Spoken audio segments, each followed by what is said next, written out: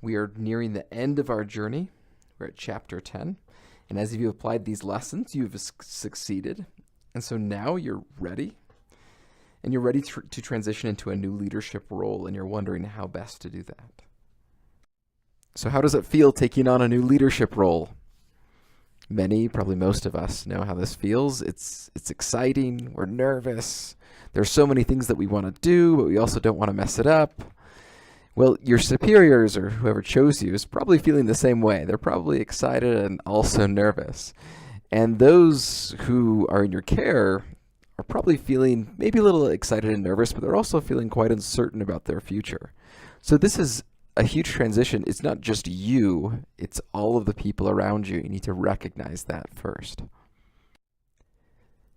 Now, transitions are actually becoming more common over time as there's more senior leadership shakeups. That tends to be the trend for that has increased and continued to increase over the last 20, 30 years. But with transitions, we only do a few of these throughout the course of our career, most likely. And so we're not experts, and most people aren't really experts either. And so for something that we only do a handful of times, how can we do this successfully? We can't just pilot this and try it out and then make some changes.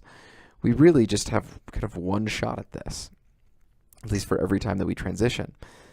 So where are these potential pitfalls? And they tend to be on the soft side. And I can attest to this as well. So over 2/3 trip up on issues related to culture. Around 2/3 as well wish the leaders had moved faster on changing culture. And around 2/3 as well, they rate navigating politics as the hardest part. And with my background, navigating internationally with other cultures outside the United States, that was also an added difficulty in my experience that I had not anticipated. At least not anticipated that it would be so extreme. So what can I do to improve the odds of a successful transition, since they're quite difficult to make? Well, first, it's take stock and take action of each of the critical elements. And the critical elements of both the business, the culture, the team, yourself, stakeholders, because there's this trap to fall into just the business. Okay, we look at the business, here are the current state and the trends, here are my priorities, we're going to take stock, make a plan, and take action, and we're going to make it work. And yes, that's true, that needs to happen. But it's very easy to focus on the business and just kind of let all of the rest fall by the wayside. And that's a trap that I tend to fall into, is over-focus on the business end and maybe not take into account elements of maybe the team or the stakeholders, especially, or culture, or even yourself. And so walking through the business, culture, the team, yourself, and the stakeholders, you take stock of the current situation, you're making a plan on how to move forward, and then you're taking action. And what actions are you taking? Well, we've walked through many of those throughout the rest of this book on aligning your priorities, using the levers of influence, creating high-performing teams.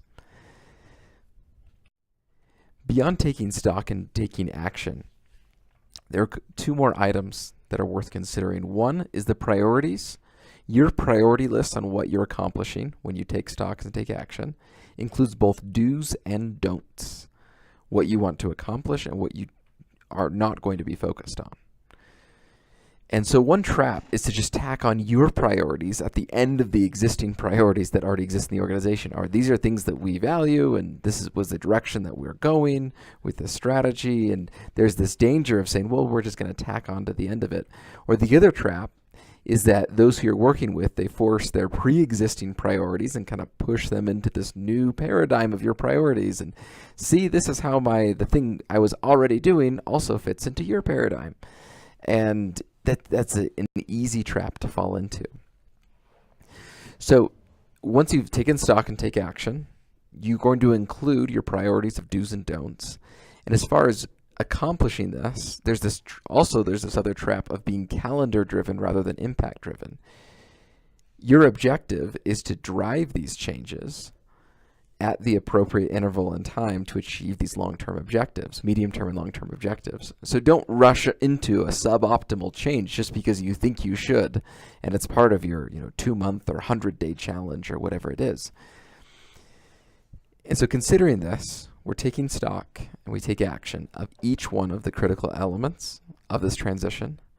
As part of this, we have our priorities that include both do's and don'ts. And we're taking each one of these actions at the appropriate time, not on a forced or rushed timeline. It's impact-driven and not calendar-driven. And that is it for Leading Organizations 10 Timeless Truths. Hope you enjoyed this, enjoyed the book. I know I enjoyed it. Good luck on your endeavors.